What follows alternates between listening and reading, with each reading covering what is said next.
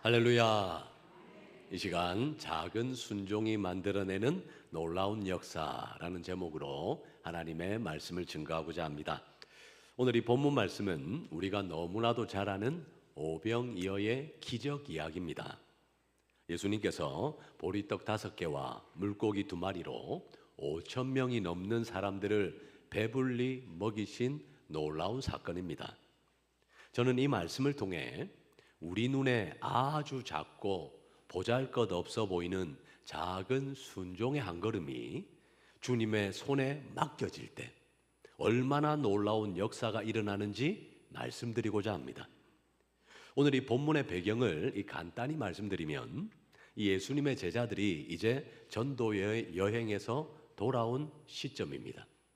제자들은 둘씩 짝을 지어서 각 마을들로 갔습니다. 각 마을들로 나가 복음을 전하고 병자를 고치는 사역을 하고 이제 돌아온 겁니다. 그리고 예수님은 이렇게 복음 사역을 하고 돌아온 지친 제자들, 이 지친 제자들과 함께 조용한 곳에서 쉬면서 이야기 나누기를 원하셨습니다. 그런데 많은 사람들이 예수님을 찾아 따라온 겁니다. 그렇게 많은 사람들이 모여들었습니다. 특별히 예수님은 그 많이 모인 사람들에게 하나님 나라의 진리, 그 진리의 말씀을 가르치셨습니다. 그리고 날이 저물어 가는 겁니다. 그 상황을 본문 12절은 이렇게 말씀합니다. 본문 12절 말씀을 우리 한 목소리로 함께 읽도록 하겠습니다. 날이 저물어 가매 12 사도가 나와 여짜오되 무리를 보내어 두루 마을과 촌으로 가서 유하며 먹을 것을 얻게 하소서. 우리가 있는 여기는 빈들이니이다. 이 모인 사람들이 예수님께 말씀을 듣고 있었습니다. 하나님 나라의 진리의 말씀을 듣고 있었는데, 그런데 시간이 점점 저녁으로 향해 가고 있었습니다. 이 광야 같은 빈 들판에 있었습니다. 그 빈 들판에 수천 명이나 모여 있으니 이제 사람들의 식사 문제가 심각하게 대두되는 겁니다. 그래서 제자들은 예수님께 와서 건의합니다. 예수님, 사람들을 돌려보내어 주변 마을들로 가서 먹을 것을 사 먹게 하시는 게 좋겠습니다. 여기는 빈들이라 먹을 것이 아무것도 없습니다. 이 제자들의 제안은 아주 현실적이고 상식적인 방안이었습니다. 사실 제자들도 모여있던 많은 사람들의 굶주림이 걱정되고 염려되었기 때문입니다. 그래서 이 빈들판에는 5천 명이 넘는 사람들이 먹일 방법이 없으니 이제 사람들이 저마다 마을도 들어가서 저마다 먹을 것을 해결할 수 있도록 마을로 보내시지요 라고 제안한 겁니다. 우리도 또한 종종 이런 제자들과 같은 시선을 가질 때가 있습니다. 내 손에 가진 것이 너무 적고, 그런데 문제는 너무 커 보일 때, 그래, 이건 안 돼. 이건 할 수 없어.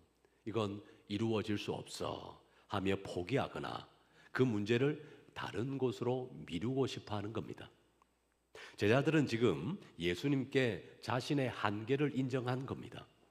주님, 저희에게는 도저히 이 많은 사람들을 먹일 능력이 없습니다. 차라리 사람들로 하여금 각자 마을로 가서 각자 먹을 거리들을 해결하게 하시는 것이 옳습니다 라고 말한 겁니다. 우리 일상에서도 하나님이 주신 사명이나 사랑의 실천 앞에서 현실적인 계산이 앞설 때가 있습니다. 내 형편으로는 그래, 누군가를 돕기엔 부족해. 내가 가진 시간과 내가 가진 재능으로는 하나님께 크게 쓰임받을 수가 없어 하는 이런 생각들이 들곤 하는 겁니다. 그런데 바로 그때 우리 예수님께서 대답하십니다. 오늘 본문 13절 상반절 말씀을 보시기 바랍니다.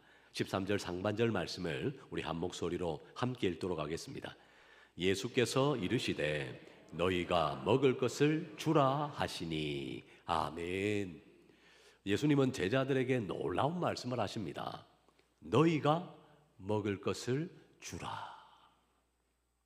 사실 이것은 상식적으로 생각하면 불가능한 요구였습니다. 그래서 제자들은 당황했을 겁니다. 그래서 제자들이 주님께 이렇게 대답하는 겁니다. 본문 13절 하반절 말씀을 보시기 바랍니다. 13절 하반절 말씀을 한 목소리로 함께 읽도록 하겠습니다.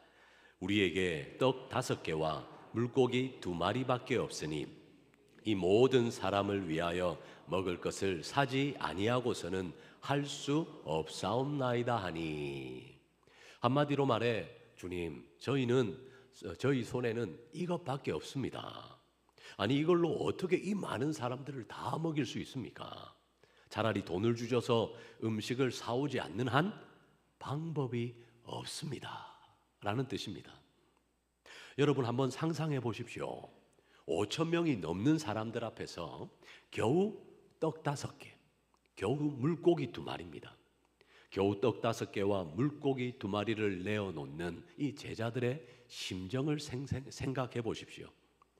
제자들이 가진 것은 보잘것없어 보였고 예수님의 말씀은 현실성이 없어 보였습니다. 그러나 기적의 출발점은 바로 여기였습니다. 작은 순종은 때로 이렇게 우리의 상식을 뛰어넘는 주님의 명령 앞에 순응하는 것에서부터 시작된다는 겁니다. 예수님은 우리가 가진 것이 충분해서 역사하시는 분이 아니십니다. 우리가 주님, 저는 이것밖에 없습니다 라고 내미는 작은 것이라도 기꺼이 주님을 위해 드릴 때 역사하시는 주님이신 겁니다. 여기서 한 가지 주목할 점은 이 보리떡 5개와 물고기 2마리가 어디에서 나왔냐는 겁니다. 오늘 본문 누가복음에는 그 출처가 언급되어 있지 않지만 동일한 기사를 다루는 요한복음 6장을 보면 이 음식은 어린아이의 도시락이었다는 것을 알 수 있습니다. 요한복음 6장 9절 말씀을 보시면 제자 안드레가 이렇게 말합니다. 우리 한 목소리로 함께 읽도록 하겠습니다. 여기 한 아이가 있어 보리떡 5개와 물고기 2마리를 가지고 있나이다. 그러나 그것이 이 많은 사람에게 얼마나 되겠사옵나이까.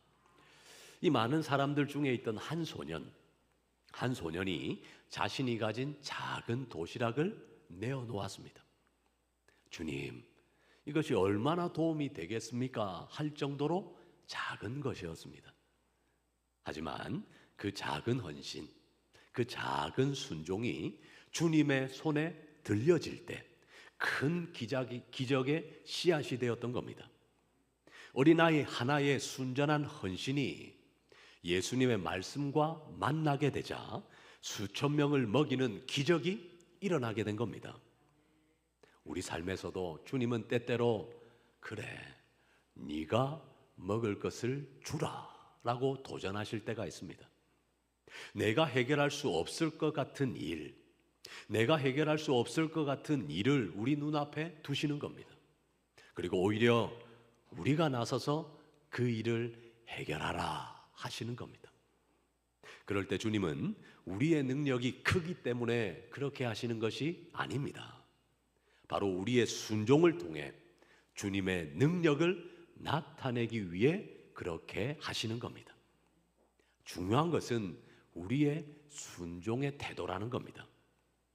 제자들은 너희들이 하라, 이 주님의 말씀을 듣고 당황했습니다. 당황했지만 결국 예수님께 자신들이 가진 것들을 내려놓았습니다. 따라서 우리 또한 주님께 솔직히 아뢰일 수 있어야 합니다. 주님, 제게는 이것밖에 없습니다. 제 힘으로는 부족합니다. 그러나 그 고백에만 머무르지 말고 그것을 주님께 올려드려야 하는 겁니다. 주님, 이것밖에 없지만 이 작은 것이라도 주님께 드립니다. 주님께 드리오니 주님께서 친히 사용하여 주시옵소서. 이렇게 믿음으로 드릴 때 주님께서 일을 시작하실 줄로 믿습니다. 그것이 오병이어의 기적의 시작점인 겁니다. 내게 있는 작은 시간이든 내게 있는 작은 재능이든 혹은 내게 있는 지극히 적은 물질이라도 주님의 말씀에 순종하여 내어드릴 때 놀라운 하나님의 역사가 시작된다는 겁니다.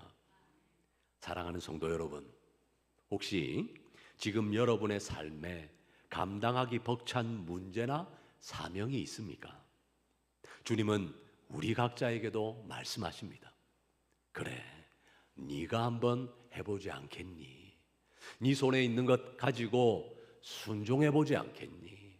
한번 주님을 위해 드리지 않겠니? 이때 현실만 바라보며 물러서지 마시고 주님께 우리의 작은 것들을 내어드릴 용기를 내시기 바랍니다. 바로 작은 순종이 큰 기적의 문을 여는 열쇠가 되는 겁니다. 우리의 책임은 순종하는 것이고 그 결과는 주님께 달려 있는 겁니다. 바로 성경이 그것을 증언하고 있습니다. 그런데 이어지는 이 본문 말씀을 보면 예수님은 제자들의 손에 있는 작은 음식물, 떡 5개, 물고기 2마리를 받으신 후에 곧바로 기적을 일으키신 것이 아닙니다. 한 가지 순종의 행동을 더 요구하시는 겁니다. 오늘 본문 14절과 15절 말씀을 보시기 바랍니다. 14절과 15절 말씀을 우리 한 목소리로 함께 읽도록 하겠습니다. 이는 남자가 한 5,000명 되밀어라. 제자들에게 이르시되 때를 지어 한 50명씩 앉히라 하시니 제자들이 이렇게 하여 다 앉힌 후, 말씀해 보니 남자만 약 5,000명이었다라고 합니다. 남자만 5,000명이었으니 여자와 아이들까지 합치면 5,000명보다 훨씬 더 많은 사람들이 모여 있었던 겁니다. 예수님은 제자들에게 그 많은 무리를 50명씩 그룹으로 나누어 앉게 하라 라고 지시하십니다. 그리고 제자들은 예수님의 말씀대로 모든 사람을 차례대로 그룹씩 50명을 지어 앉혔습니다. 한번 이 장면을 그려보시기 바랍니다. 여전히 손에는 떡 5개와 물고기 2마리가 전부입니다. 그런데 예수님은 마치 이 5,000명이 넘는 이 모든 사람들에게 식사를 대접하실 것처럼 미리 자리를 정리하라, 50명씩 둘러앉아 먹을 준비를 하라 라고 하신 겁니다. 아니, 음식은 턱없이 부족한데 사람들을 앉혀놓고 기다리게 한다. 이것은 제자들의 입장에서 참 난감하고 이상한 일이었을지 모릅니다. 아니, 혹시라도 이렇게 해놓고 아무 일도 안 일어나면 이 많은 사람들이 다 실망할 텐데 하는 생각이 들지 않았을까요? 그러나 제자들은 예수님의 말씀에 순종합니다.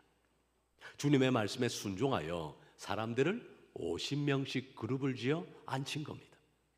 저는 이 부분이 기적의 중요한 단계라 믿습니다. 바로 기적은 우리 눈에 아무 증거 아니 배워도 믿음만을 가지고 순종하는 것을 통해 하나님의 기적이 이루어진다는 겁니다. 우리 예수님은 충분히 말씀 한마디로 기적을 베푸실 수 있는 분이십니다. 하지만 굳이 제자들에게 사람들을 50명씩 그룹지어 앉히라 이렇게 명하신 겁니다. 그러면 그 이유는 과연 무엇일까요? 바로 제자들의 순종과 믿음을 이끌어내시기 위함입니다. 사람들을 50명씩 정리하여 앉힌다라는 것은 앞으로 일어날 일을 기대하고 준비하는 행동인 겁니다. 예수님의 말씀이 눈에 보이지 않고 예수님의 말씀의 증거가 눈에 보이지 않는다 하더라도 그 주님의 말씀을 있는 그대로 신뢰하며 나아갈 때 제자들이 사람들을 50명씩 앉힐 수 있는 겁니다. 바로 이 과정 속에서 제자들은 그래, 우리 주님이 뭔가 하시겠구나 라는 믿음이 싹트기 시작하는 겁니다. 우리의 삶에서도 마찬가지입니다. 하나님께서 역사하시기 전에, 우리 삶에 놀라운 기적을 행하시기 전에 종종 우리에게 믿음으로 준비하는 순종을 요구하실 때가 있습니다. 예를 들어 하나님께 간절히 기도하고 나서도 아무 일이 일어나지 않을 때 계속해서 기대하며 준비하는 믿음의 태도가 필요하다는 겁니다. 믿음의 순종은 눈에 보이는 증거가 없을 때 더욱 빛이 나는 겁니다. 그래서 히브리서 11장 1절은 우리에게 이렇게 말씀합니다. 히브리서 11장 1절 말씀을 우리 한 목소리로 함께 읽도록 하겠습니다. 믿음은 바라는 것들의 실상이요 보이지 않는 것들의 증거니. 아멘. 믿음은 우리가 바라는 것들, 우리가 소망하는 것들이 우리 실제의 삶, 우리 실상에 이루어질 것을 믿는 믿음입니다. 우리 눈에 보이지 않는, 아무것도 보이지 않지만 보이지 않는 하나님의 말씀이 내 삶 속에 일어날 것을 믿는 것이 곧 믿음이라는 겁니다. 그래서 그 믿음은 보이지 않는 것들의 증거가 되는 겁니다. 그래서 이 구약 성경 창세기에 등장하는 노아를 보면 이 노아는 비 한 방울 내리지 않는 상황, 비 한 방울 내리지 않는 상황에서 방주를 만들라라는 하나님의 말씀에 순종했습니다. 사람들은 어리석다 여겼습니다. 비도 오지 않는데 어떻게 저런 큰 방주를 만들까? 노아는 어리석다라고 생각했습니다. 그러나 노아는 비 한 방울 내리지 않는 그 상황에서도 방주를 만들라는 하나님의 말씀에 순종했습니다. 그리고 여호수아와 그리고 이스라엘 백성들이 함께 가나안 땅에 들어갔습니다. 함께 가나안 땅에 들어갔는데 그 이스라엘 백성들은 그 여리고 성벽, 그 튼튼한 여리고 성벽이 전혀 무너질 기미가 없는 그 상태에서 하나님의 말씀에 순종하여 그 성을 돌았습니다. 그 성을 도는 순종을 했던 겁니다. 마찬가지로 예수님의 제자들은 아직 음식이 충분하지 않은 상황, 그 상황에서 사람들을 안치는 순종을 행한 겁니다. 그리고 바로 그런 믿음의 행동, 순종의 행동 후에 하나님의 기적이 일어나게 되었다는 겁니다. 사랑하는 성도 여러분, 혹시 하나님께서 여러분에게 미리 순종하여 준비하기를 바라는 일이 있습니까? 눈에 보이는 하나님의 공급은 없는데도 하나님은 미리 자리를 정리정돈하듯이 우리의 삶을 정돈하고 기다리는 믿음의 순종을 요구하실 때가 있습니다. 그때 우리 마음에 의심이 들 수도 있습니다. 아니, 이게 무슨 소용일까? 아니, 내가 가진 것 이렇게 적은데 이것으로 무슨 일이 일어날까? 내가 가지고 있는 재능은 이것밖에 안 되는데 이것으로 내가 무슨 일을 할 수 있을까 싶을 수도 있습니다. 그러나 순종은 우리의 몫이고 그 순종을 통한 역사는 하나님의 몫임을 기억하시기 바랍니다. 주님의 말씀에 순종하여 우리가 신실하게 준비되면 우리 주님은 가장 합당한 때에 넘치도록 역사해 주실 줄로 믿습니다. 그것이 곧 오병이어의 기적을 통해 우리에게 전하시는 하나님의 메시지인 겁니다. 때로 우리의 순종은 아주 작아 보이고 심지어 우리 주변 사람들에게 우리의 모습이 우습게 보일 수도 있습니다. 하지만 우리 하나님은 그 작은 순종을 통해 일하시고 영광 받으시는 분이십니다. 제자들이 예수님의 말씀대로 이제 군중을 50명씩 그룹지어 앉힙니다. 앉혔을 때 아마도 그 무질서하던 현장이 정리정돈되기 시작했을 겁니다. 그러면서 기대감과 하나님께서 주시는 평안이 사람들 사이에 퍼지게 되었을지도 모릅니다. 그렇습니다. 우리 또한 순종함으로 우리 삶을 정돈해 나가면 하나님께서 일하실 터전이 마련되는 겁니다. 바로 순종으로 마련된 그 터전에 주님의 기적이 임한다라는 것이 곧 성경의 증언입니다. 이제 드디어 예수님의 놀라운 기적이 일어나는 장면입니다. 오늘 본문 16절 말씀을 보시기 바랍니다. 본문 16절 말씀을 우리 한 목소리로 함께 읽도록 하겠습니다. 예수께서 떡 5개와 물고기 2마리를 가지사 하늘을 우러러 축사하시고 떼어 제자들에게 주어 무리에게 나누어 주게 하시니. 아멘. 예수님께서 제자들이 가지고 온 이 작은 떡 5개, 물고기 2마리를 이제 주님께서 손에 드십니다. 이렇게 손에 드시고 그리고 하늘을 바라보시며 하나님께 감사의 기도를 올려드리시는 겁니다. 여기서 하늘을 우러러 축사하시고, 이 축사하신다라는 말은 감사 기도를 드렸다, 축복하셨다라는 뜻입니다. 예수님은 있는 그대로를 하나님께 감사로 올려드렸습니다. 5개의 떡, 2마리의 물고기, 그 작은 음식이라도 우리 주님께는 그것이 감사의 제목이었던 겁니다. 그리고는 그 떡을 떼어서 제자들에게 주십니다. 제자들에게 주시면서 사람들에게 나누어 주도록 하셨습니다. 우리는 이 대목에서 감사의 능력을 묵상해 볼 수 있는 겁니다. 바로 감사는 기적의 문을 여는 열쇠라는 겁니다. 그것을 우리 예수님께서 친히 우리에게 본을 보여주시고 계신 겁니다. 그 작은 음식이라도 하나님께 감사로 올려드리니 그 현장이 곧 기적의 문을 여는 열쇠가 되더라라는 겁니다. 그러므로 우리가 하나님의 기적을, 하나님의 능력을 체험하기 전에, 하나님의 기적이 일어날 것을 구하기 전에 현재 내게 있는 것에 감사하는 마음이 중요하다는 겁니다. 비록 내가 가진 것, 하나님께서 주신 것이 보잘것없고 턱없이 보인다 하더라도 그것을 가지고 하나님께 감사드릴 때 하나님께서 그것을 통해 일하시기 시작하신다는 겁니다. 그런데 만약 우리 삶에 감사가 아니라 불평거리들만 있다면 그 불평의 자리는 결코 기적이 일어날 수 없는 자리라는 겁니다. 그러나 우리가 감사로 하나님 앞에 나아갈 때 바로 그곳에, 바로 감사로 나아가는 그 터전 위에 하나님께서 역사하시기 시작한다라는 것이 곧 오늘 본문의 말씀입니다. 우리 예수님은 떡 5개, 이 보리떡, 물고기 2마리, 이 2개밖에 없었지만, 이 떡과 물고기밖에 없었지만 그것을 두고 하나님께 감사드렸습니다. 우리 또한 내 손에 있는 작은 것 하나하나에 감사하며 나아갈 때 바로 거기에 하나님의 축복이 임하게 되는 겁니다. 예수님은 떡을 떼어 제자들에게 주셨습니다. 제자들은 그것을 받아서 사람들에게 나누어 주었습니다. 이 과정에서 놀라운 일이 벌어졌습니다. 떼어 주어도 또 떼어 주어도 예수님의 손에 있는 떡과 물고기가 줄어들지 않는 겁니다. 오히려 나눌수록, 이렇게 하나하나 떼어 나눌수록 더 풍성해지는 역사가 일어났습니다.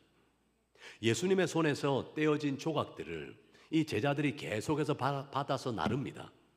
제자들이 예수님께 계속 받아서 나르는데 사람 5,000명이 넘는 그 많은 사람들을 다 먹이고도 남을 만큼이 되었다는 겁니다. 이것이 바로 오병이어의 기적입니다. 그것을 본문 17절 말씀은 이렇게 기록하고 있습니다. 우리 본문 17절 말씀을 한 목소리로 함께 읽도록 하겠습니다. 먹고 다 배불렀더라. 그 남은 조각을 12바구니에 거두니라. 아멘. 먹고 다 배불렀더라. 이것이 곧 하나님의 말씀입니다. 모든 사람이 먹고 다 배부르게 되었다. 이 성경은 정언하고 있습니다. 굶주렸던 수천 명이 실컷 먹고도 남을 정도로 채움을 받았다는 겁니다. 그리고 그 남은 조각을 거두어 보니 12바구니에 가득 찼다라고 성경은 기록합니다. 처음에 드린 것은 겨우 한 소년의 작은 도시락이었습니다. 그런데 그 결과는, 그 작은 것이 하나님의 손에 올려진 그 결과는 12광주리가 남을 정도의 풍성한 잔치가 되었다는 겁니다.